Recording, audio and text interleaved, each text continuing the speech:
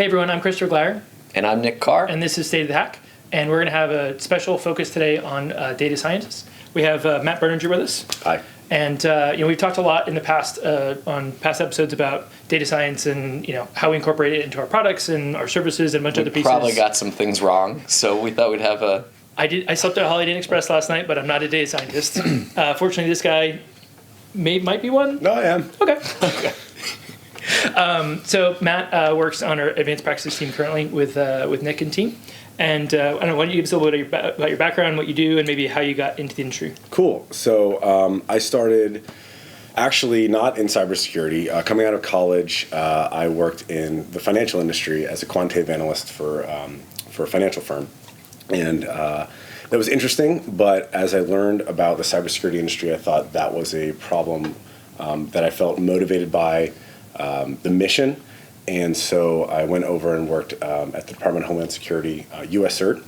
How did you transition from finance to, what were the things did you do to get from, finance to... Got it. It was not really, I basically quit my job in finance and was able to, luckily, through some folks that I knew just from the DC area, get an interview, essentially, working as a contractor for DHS. I originally started out, I believe, in the budget office for a couple weeks, and then got moved into the cybersecurity office, and from there just kind of fell in love with the mission, and worked my way into the SOC, and started working sort of, botnet threats, DDoS threats at the time. They were all the rage. And so that was always interesting to me, but I kind of kept a mathematical view of those things. So especially looking at DDoS threats, for example, looking at various different changes in traffic patterns was something that always intrigued me. So you were there for the fun Iranian bank DDoS stuff, yeah. and so trying to tackle it. In the alleged. Yeah, that was a good time. That was that was a fun couple months for sure. And that actually, I think that particular campaign kind of got me in on more intense incident response work. So I got asked to help out with incident response and started working bona fide intrusion analysis with US CERT. Learned a lot, and then found out about the good work that was going on over at FireEye Mandiant, and came over there and started out in managed defense. So I was really interested in the managed defense mission, particularly because of the sheer amount of data and the scope of the work there. So I thought that was really cool, and I wanted to find ways to sort of actually try and stop bad guys from hacking. We were doing a lot of IRs back in the day, and they started to take on a familiar feel of, well, you got owned, the bad guys took everything, here's what happened, here's how you remediate. And I thought, well, wouldn't it be cool if we could actually just stop them, win one of these games? Sure. And managed defense seemed like a good opportunity to get in front of that. So in managed defense, I led what we call surge investigations or response investigations. And managed defense looks at alerts and activity at all of the clients. And when something happens, obviously we report it. But in a surge investigation, you actually go deeper and you find out if the attacker went interactive, and if they did, how far did they go? Did they move laterally? So it kind of takes on the feel of a small incident response. IR. It's a mini IR. If it becomes a much more larger IR, then it gets handed off to a team that can sustain that for longer. But because of that, I was able to be exposed to so many different types of responses, so many different types of clients, so many different types of time frames and networks. And so it was incredibly educational, and I really appreciated that. But because managed defense has such a large scale, we also had these optimization problems that, again, the math background started to come into play and say, okay, well, this is an optimization problem. We have a lot of work, not a lot of time, not a lot of people. How do we get more efficient? And through the tutelage of a couple various different mentors of mine, I was pushed towards what I now know to be machine learning models to solve these problems. And so it kind of pushed me in this direction to say, if I'm doing a lot of the same things over and over, any good computer scientist is going to think, well, how can I automate that? And for us, it was, if I'm making complex decisions about things over and over, how can I train a model to make those decisions for me? And so that's kind of what got me started. And started building models basically to solve managed defense problems. That moved me over to the data science team of FireEye, where I got to learn even more from really experienced data scientists like we have on the team here.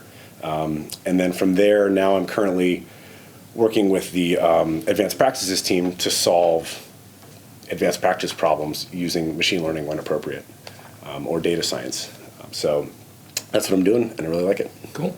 So we thought it might be useful to, it's a artificial intelligence, machine learning are kind of the buzzword du jour in the industry right now. We thought it might be useful to give you, kind of the audience, a little bit of a background on some of the terms. And us too.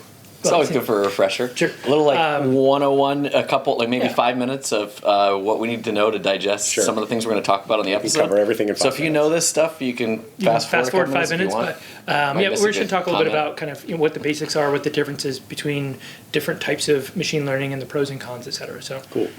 So you mentioned AI. That's an acronym, or artificial intelligence is a term that gets thrown around a lot.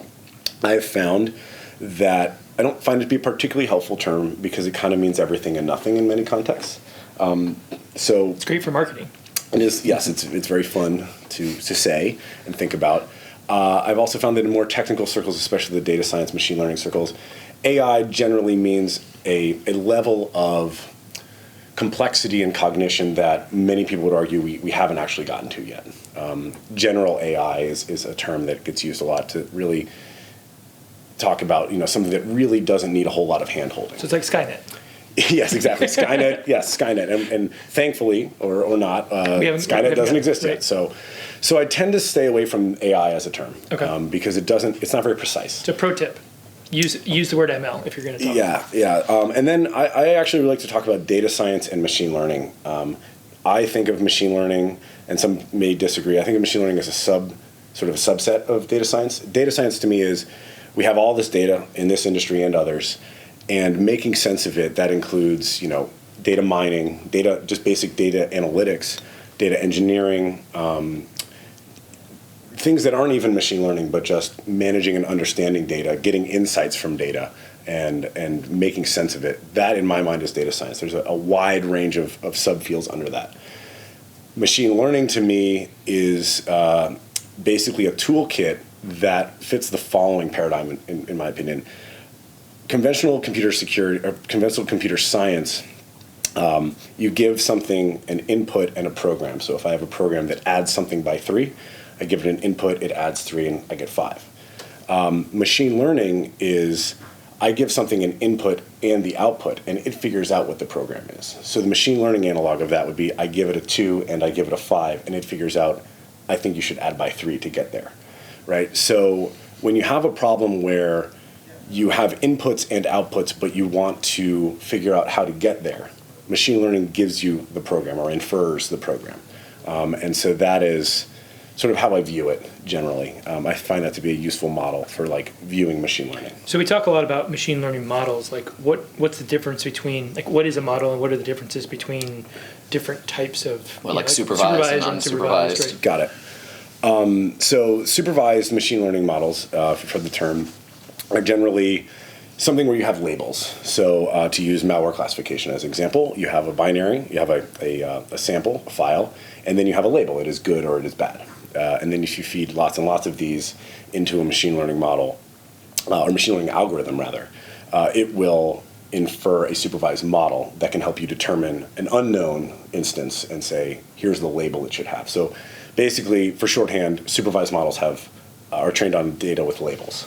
Unsupervised models do not have labels, or unsupervised modeling. And they are generally intended to sort of understand the underlying structure of a data set. So for example, if you had a large data set and you said, I want to understand what are the topics in this corpus of information, you could do topic modeling or something like that, and it would say, oh, it looks like there are 3 or 4 topics, and here is why I think these things are one thing and these things are other things. Clustering is often used in conversations about unsupervised learning, and that will say, these things over here are all very similar, these things over here are all very similar. It won't apply labels to them. It won't say these are all this and these are all this. It'll just say these kind of hang out together and these kind of hang out together. So unsupervised learning can be helpful, but it doesn't have labels. The other separation that I like to point out in machine learning is the area of deep learning. Deep learning is very in vogue right now for a lot of reasons. The increased computation ability that we have. Is that things like neural networks? Exactly. So if you hear neural networks, deep learning networks, that's deep learning. And deep learning is actually not that new of a concept, but it's become much more effective because we can compute so much better now with our resources. Yeah, I mean, I remember in college in like the early 2000s learning about, like, taking classes specifically on neural nets and being like, what's the point of learning about, like, because you learn about how it works, but there's no real practical application of it because we didn't have computational power to actually deal with it at the time. Exactly. And it's actually the computational power and the sheer amount of data that we're generating as a society and in various different industries. That is really allowed deep learning to sort of make a jump to a point where it's actually providing incredible accuracy, incredible results for things like machine vision and audio processing and complex problems like that. The difference in my mind is, from a cybersecurity lens, between deep learning and what is called traditional modeling is the occurrence of features. So features are how you represent the data. So going back to the malware example, if you were to pull out various different features about the malware, things like the PE header, or the entropy or the size or things like that, those are not the file, those are representations of the file, and those would be features. So if you were to feed those into a model, you'd be feeding them into a feature-based model. Neural nets generally tend to learn their own features. One of the reasons this is important is because if you get the output of a supervised model, sometimes you want to understand why. If it says this file is bad, you might want to say, okay, well, that's cool, but why did you think that model? It had this import hash, or like it was above this size and it was packed with this packer, and I saw these strings and this combination of factors. I think that's why I think it's especially when you're making relatively important decisions based off of that, right? You may need to show your work a little bit. Right. When you don't have features, that can get more difficult. There's a lot of really interesting research trying to understand what neural networks are learning. We actually have a blog. It was written by Scott Kuhl. It's on the FireEye website. It's about what our CNN research into malware classification is learning. And it's computational neural network, not the broadcast channel? Yes. Convolutional neural network. Thank you. But in any case, it's really cool, and it shows what the neural net may be learning. So that's a really great area of research, trying to unravel the interpretability of neural nets. So just letting this model loose on it and then trying to understand what it's decided, but we run these things in parallel? Yeah, so we're doing that research in addition to having a traditional classifier, right? So we may be able to learn things from the neural net that says, oh, you might want to look into this as a potential feature. And so the interplay between those two approaches can be really interesting and helpful. But they are different. Traditional models generally are feature-based, and so you can ask it, okay, what's the importance of a given feature? Yep. And you can maybe have a bit more interpretability into why a decision was made. So one of the themes for this show that I want people to get out of it too is if you see research on it, or definitely see marketing on someone saying we're using ML or AI, I guess is one of the preferred terms, what are reasonable questions to be asking? So I'm hoping, is it reasonable to ask, if you hear someone's using ML, to ask even the number of things you've given here? Is this a supervised or unsupervised? Yeah. What I guess a big piece is the data set. Exactly. So I've done this a couple times, actually, just walking expo floors. You'll see a lot of companies that are selling machine learning or AI. And it's interesting to just ask and say, okay, well, what problem? I like to ask, what problem are you solving? Right? Because I see that there's a difference between desire and problem. A desire is, let's apply machine learning to network data. A problem is, we have a lot of weak signals that we're applying to network data, but we have too many alerts to actually distill them into good and bad. Let's build a supervised or semi-supervised model to solve that problem. That's a problem. So that's question number one, is what problem are you solving? And then you should be able to get into, is it supervised, is it unsupervised? If it is supervised, what data set was it trained on, and where did you get those labels? Because the veracity of the labels can have a large impact on the veracity of the model. The model is only going to learn what you feed it. And so that's a very good question to ask. I would also ask if the model is dependent on third-party or external data to be trained, or if it's dependent on internal data for that company or that organization. So if I was an organization looking to implement machine learning, if that machine learning is going to be dependent on my internal data set, then I better have a pretty good understanding, a reasonable understanding of my own data set. To give you an example, if you were going to have an unsupervised anomaly detection model based off of network traffic for your organization, and you didn't already have a good inventory and understanding of your own network traffic, when you find anomalies, what are you going to do with them? Right, because you need to basically say, yes, that is normal or not. Exactly. You can find anomalies, but I mean, the a next network step, is just it's one big anomaly, right? Like, Exactly. My experience usually is. So the next step becomes very difficult if you don't have context, you don't have an understanding of your own data. Baselining a network that you don't understand is going to be very difficult in many cases. So that is one thing that I would separate is the model something that gets trained on my own data, or is it a model that is trained on external data and given to me? So most malware classifiers are the second type of model where they've been trained on a large data set of different files, and then when you apply it into your network, you're gaining all that information into that classifier. Well, and that's partly possible, I assume, because of you can, as a vendor, buy access to, say, a whitelist from another vendor or the NSRL or something else, and you can also get access through various malware sharing networks to labeled bad data, right? So even as a brand new startup, you can get access to labeled data. Yep.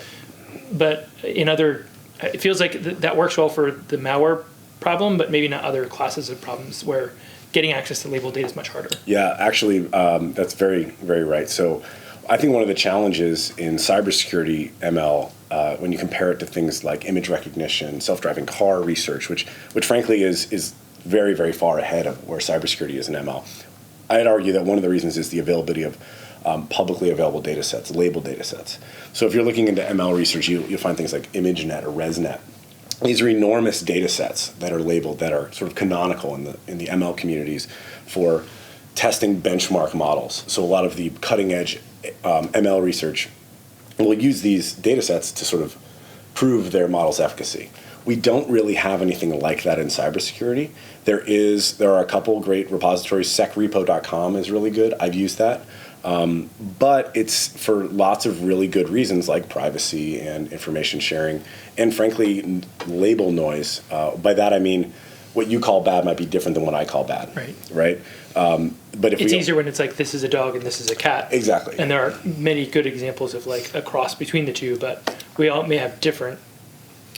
Somebody using PSExec in a way that might be bad in one context and not bad in the other one, or depends on a bunch of other factors, right? So there's a lot more fuzziness around some of our labeling in this space, and that plus the privacy restrictions in many cases have limited the availability of public data sets. So it's really hard to get these massive data sets to do a whole lot of ML research on.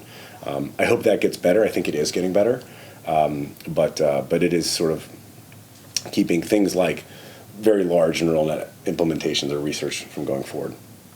So yeah. So yeah, it feels like a lot of the classic security problems we have also apply to ML, which makes sense. Like baselining, understanding what an anomaly is from a responder is a challenge, and so if someone's selling you that you're gonna, this will automatically surface anomalies or something malicious, it's reasonable to ask a little bit more questions. Absolutely. Yeah. Okay. I would say that to give you an example of applying a model to a use case, the first sort of set of models that I was building in managed defense was sort of a journey through that of, okay, we have the following problem. We have a lot of alerts, and we want to be able to classify them quickly, and we want to be able to make decisions about them. So the modeling itself was, and a lot of practitioners will tell you, the actual just running the machine learning model and getting it to sort of infer a model and give you one was relatively fast.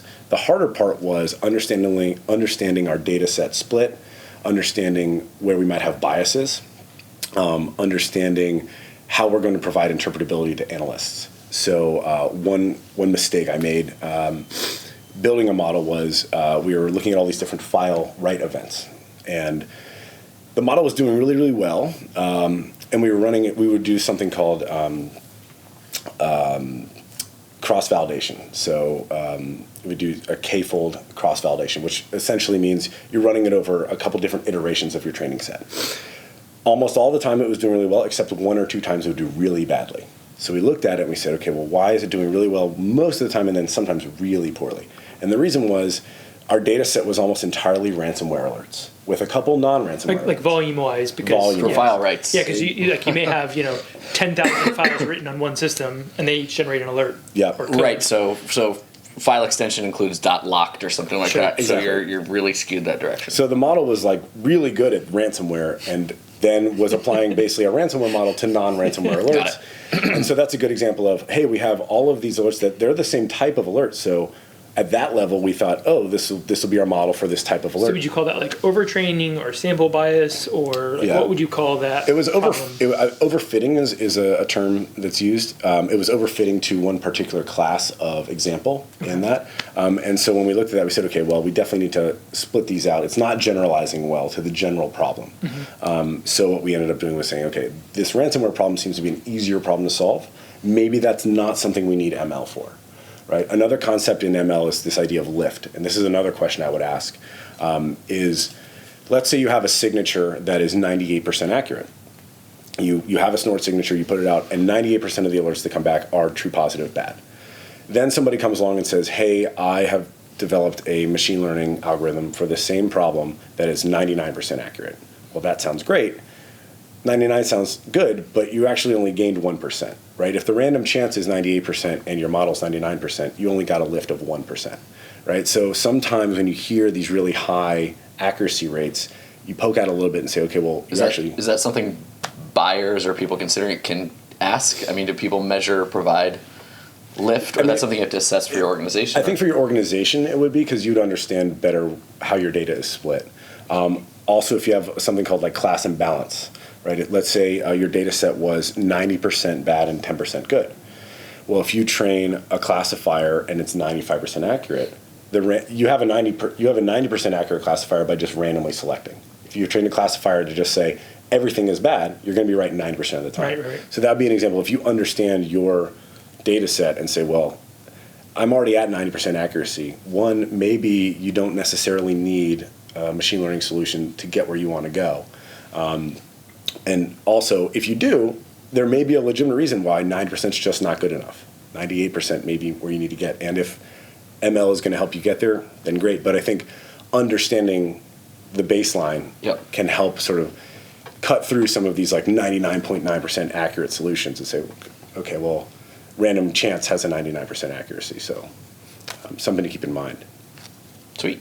For just one quick thing, when you talked about that alert prediction model that you were helping build for managed defense, I remember walking past you and seeing you had like some Python scripts up at your desk. Now it's a standalone thing. You guys blogged about it. Yep. You and Wallen put forward, here's how our prediction model works here, and you guys gave some background on how you got to that point and struggles and stuff like that. But like for the average person, like what did you build that in if you wanted to do a little bit of ML tinkering at your desk? Like that's how that started.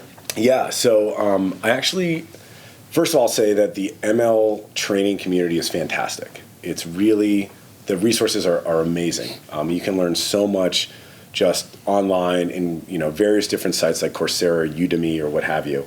Your chosen online learning platform has a lot of really good courses, and there are some canonical ones out there. The deep learning courses on Coursera are really good.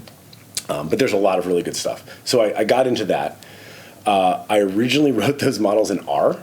For those who don't know, R is like a statistical language. It's a very high-level language. And by high level, I don't mean difficult. I mean it's abstracted at a high level.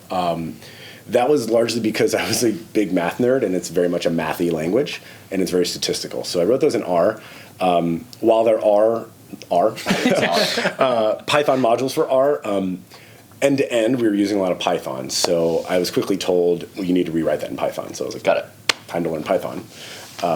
So I basically learned how to do that stuff in Python. And actually, in the recent years, the Python support for the ML community has been really good. So got it. You can do, I would recommend Python. That's not to say there aren't other great languages out there. Scala, R, people use these for ML. But it seems like for people that want to get into it, we do a lot of like, someone proves out a concept, applies a model, shows that it works in Python, and then we'll hand it over to developers on our product side. And they may move to some other language, I would also argue that like one of the dangers that I was warned about was this idea of just sort of like plug and play ML. And I got to say, I had great mentors. You can't just sprinkle the ML on everything. You can't just import sklearn and then just you're good. So I had really good mentors and people I worked with on the data science team, and they helped me learn this.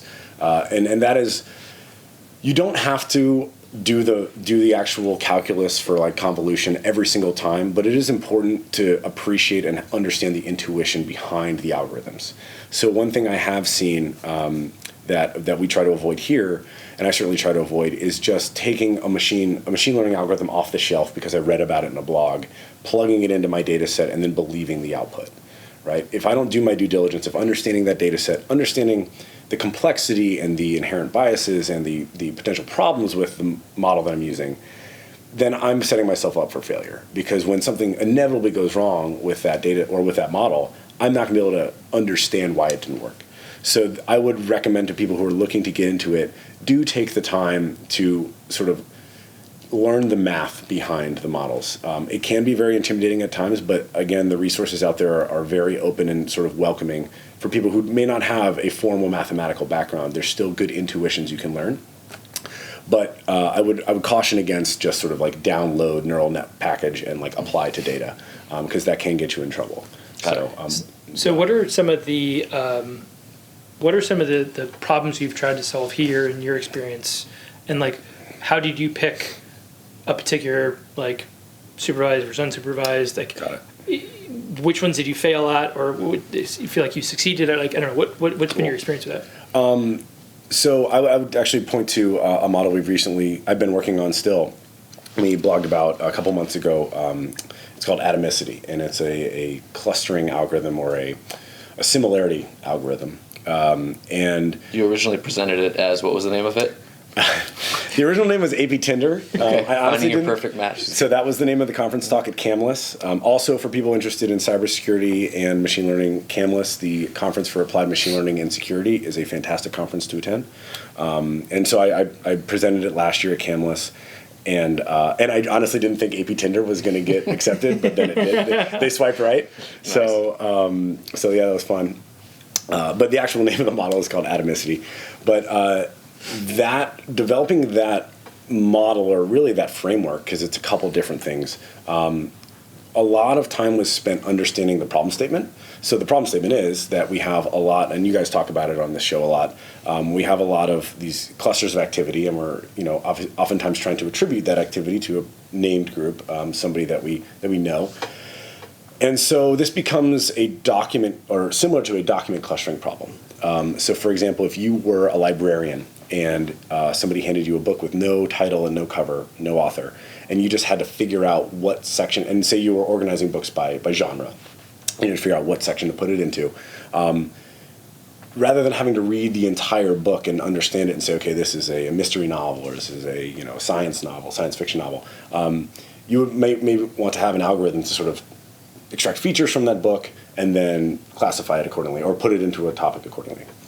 So that's what this does. We have these sort of like unlabeled things, and we want to know, okay, well, is this similar to other things that I have seen, and if so, why? And so that's what this model does. It takes the terms out of our sort of reports on these clusters, and then it weights those terms according to a couple different algorithms. TF-IDF, vectorization, and cosine similarities are similarity metrics. So for those of you keeping score at home, look those up. They're great.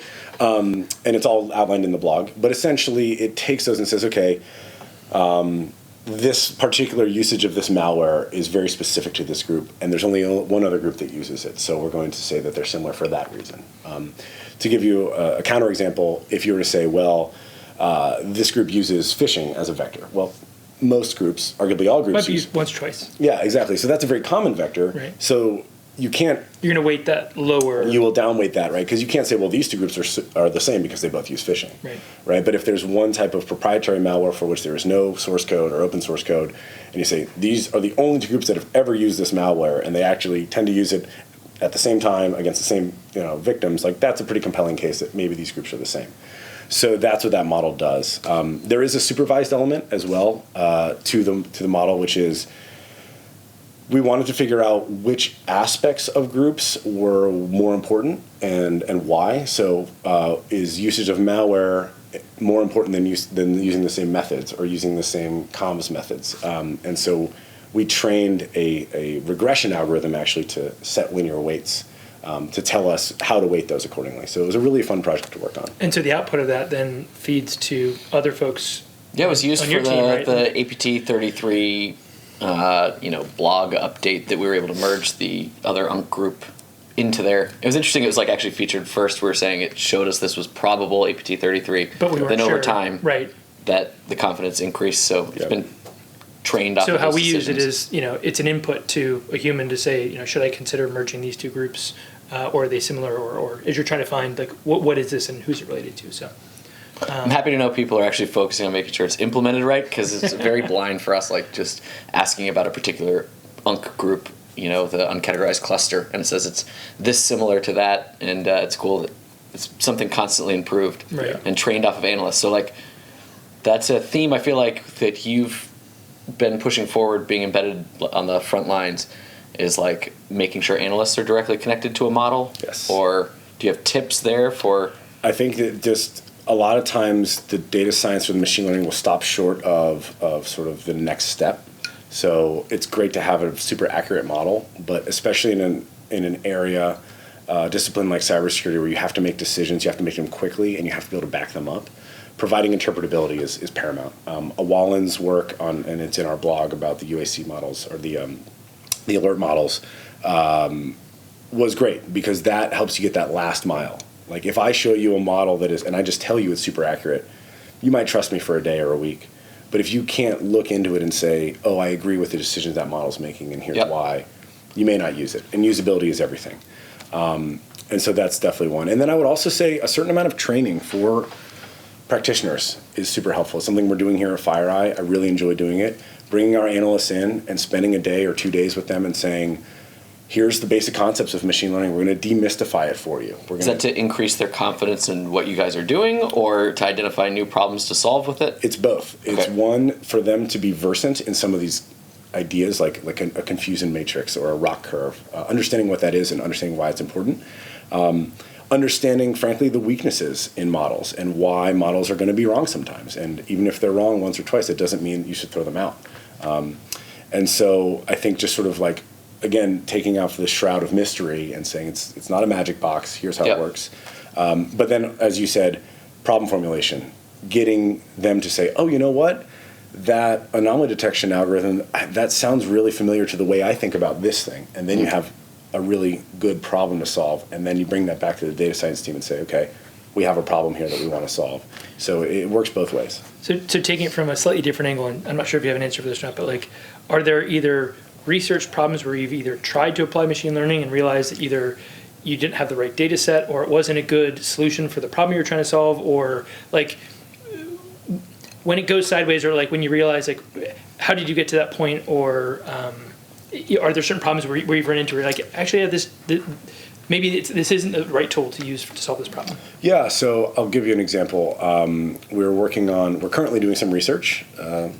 Stay posted. But it's on getting knowledge from paths, file paths. And our data set was okay, a couple tens of thousands of files, or file paths rather, and they were labels. So it was a supervised learning problem. So they had labels, good, bad, and we wanted to train a classifier. So we trained a traditional classifier using some features that we derived.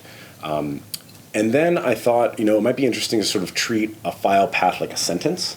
And so I started looking into sentiment classifications. This is a well-tread area in machine learning, but sentiment analysis, rather. And this is something that's used for online reviews and tweets and such. And so treating a file path like a sentence or a sequence, there's some models called LSTMs, long short-term memory neural networks, and they're rather complex. And so I thought, let me see how that works. So I spent some time sort of getting the data into a place where we could put it into the model, and the model went and it did its thing, and then it basically decided to call everything bad, and it overtrained. It just overfitted, and I thought, I might not have a large enough, diverse enough data set here. This is, I'm using a lot of advanced machinery here, but my traditional model is actually doing well enough, and it's not overfitting. but the neural net implementation was definitely overfitting. Not to say that there aren't some tweaks and changes and hyperparameters we could change to maybe make that work better, but that's an example where like That's cool. you have a lot of code written, you have a lot of cool terms to throw around, but it just isn't working. So You didn't get enough lift from that to... It just wasn't, it wasn't working. The accuracy was okay, but it's still, when you poke at it, you say, okay, it's actually way overfit. So a couple things we just wanted to hit before we close out the episode. There's been some, I feel like a lot of research. I know we've done some research on adversarial use of ML and some activity back in July that was caught a lot of attention for bypassing binary classification. And then wanted to kind of make sure we covered some of the upcoming research from the data science team. Yeah, so we've done research into, well, first of all, adversarial ML is really nothing new. Since there's been sort of implementations of machine learning, there's been a lot of examples of trying to defeat it. If you Google that, you'll see an image of a bus, and then there's a static image that's overlaid, and then you can get it to say it's a toaster or something, right? You can fool ML algorithms, and this is something that's currently being researched. So it's not unknown that you can fool ML. It actually presents a pretty interesting attack surface, frankly. And there are a lot of interesting things going on there. So we did some research last year, and we're continuing to do it on doing adversarial work against neural net classifiers. So we published a paper last year on that, and we're continuing to do research into it. I think that despite all of the marketing and all the hype about ML, sometimes it shocks people to know that it has weaknesses and it can be defeated. But as we found in everything in security, of course it can be defeated, and it's just another thing that we have to continue to improve on. So it's something we're looking at. I know other folks in the industry are looking at it, and I expect that in the next 5 years or so, we'll start to see more of this sort of adversarial cybersecurity research start to come out. Yeah, it feels a little bit akin to the signature-based antivirus industry from, I think it's maybe a research paper 10 years ago on how you could use kind of packers, so you could pack a piece of malware that would flag antivirus, and then by packing it, you would then be able to evade that antivirus. And we didn't throw out signature-based antivirus; it has its place, but there are certain classes of ways you can target it, and in response, how different AV vendors have gone about that is actually unpacking or figuring out how to unpack samples and then run the signatures against those as a way, so there's kind of point counterpoint whenever things like this come up. Yeah, not to get too far into like how we're doing it, but I know we're having a lot of fun and high return on watching like if this thing has a really low ML score but behaviorally looks very bad, that's also a signal. Behaviorally in like a sandbox or if the execution does something really bad but the ML score is low, that might be indicating evasion. Like any other obfuscation or something where these things don't match. So I guess from my perspective, not building into the products, but like having a bunch of ways to measure activity, and ML being one of those or a driving force has been helpful, but having like checks in place. Yeah, it provides an independent signal that you can use in combination with other signals to, try and get a leg up. But yeah, the cat and mouse game will continue. Cool. And then you had last you had some I guess a side project you're working on with I remember you started this actually a while ago, but you want to tell them about your side ML project? So for my New Year's resolution, I actually I promised myself I'd only interact with Twitter via the API, which has been healthy for me. It's been very healthy. But in any case, I thought it was interesting. I just wanted to learn more about social media analysis. It's something I think is really interesting. Information operations, I think, are a totally new, or maybe not new, but interesting aspect of cybersecurity. So I was like, okay, I just need to get versant in some of this. So I decided, well, I can't tweet as well as you guys can. So I thought maybe I'd just build a model to write tweets for me. So what I did was I pulled down a whole bunch of tweets from a lot of different accounts, almost all cybersecurity accounts, and basically fed into something called a Markov model. So another thing to look up, Markov process to basically build tweets for me. And so it's come up with some pretty good stuff. What's your favorite? My favorite is most computer security is just meat sugar. At some point, I think you tinkered with like overtraining on thought leadership tweets that were being categorized. Is that right? Yes. Oh no, I leaned hard towards thought leadership. I didn't want anything that people would actually think was useful cybersecurity information, lest they chase down an MB5. I love that you built it. He was looking at like trying to see how our team was looking at open source stuff and what was really valuable, and like how to help us surface that, like identify what was interesting and have us label what we thought was interesting.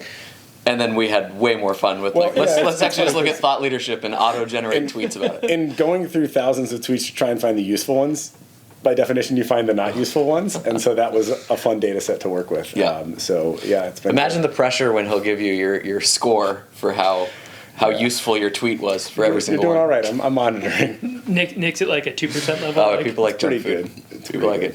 Yeah. So no, perfect. And I think you're planning to submit that other places and hopefully present more on that. And I know we have some upcoming work. What's been behind us the whole time is some of the string sifter stuff. I don't know if you want to hit on that. So this is a great example of a well-defined problem. One of my favorite quotes is a well-defined problem is half solved, and this is a well-defined problem. And that is when you're doing binary triage or binary analysis. Our awesome Flare team brought this one to us, and they're looking through strings. And while they are able to do lots and lots of super cool malware analysis things, strings is still a great way to get started.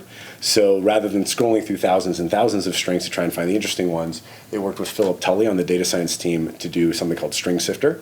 And that is a tool that helps them prioritize strings of interest, the most interesting strings that they may then use to further their malware analysis. So this is a great blog. Philip did awesome work on this, and I think they're going to present it or release some more stuff. The plan is to maybe release it. So it's pretty cool because like that's what we're all trying to figure out on a detection engineering standpoint. If you're like writing Yara rules, you're just choosing strings that you believe are malicious, exactly, or tied to it, and this is a model to help people understand what actually is. Yeah, so this could potentially surface a string that even very experienced malware analysts might not have seen, and that provides value. And so it's awesome to see this stuff come out. Cool, sweet. Yeah. Any other papers or other things you want to hit on, or? Not for me. You would know about them. I'm excited in the direction that the industry is going. I think there's a lot of really good discussions going out. I think people are starting to see that machine learning isn't perfect. It isn't everything. It's not going to solve everything immediately, but it is a tool and a toolkit that can be used to solve problems. So I think it'll be cool to see where this goes in the next couple of years. And then more specifically at FireEye, I'm very encouraged with the talent and the interest and the connections that we have between our practitioners and our data scientists to solve some of these problems like String Sifter. Cool. Well, cheers. Thanks for your time. Thanks, guys. Great having you on. Catch you next time.